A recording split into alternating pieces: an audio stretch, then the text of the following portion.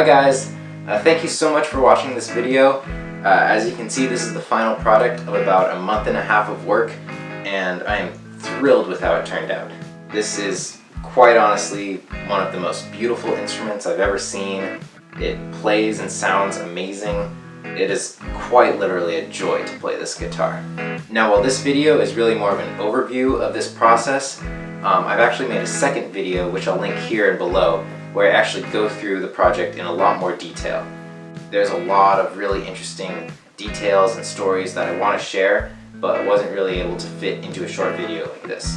So if you're curious about the story behind this build, or if you're interested in more information on why I did the things that I did, how much this project cost me, what went wrong, etc., then I highly recommend you check out my other video. So that's it for this one. Thank you guys so much for watching, and I'll see you on the next project.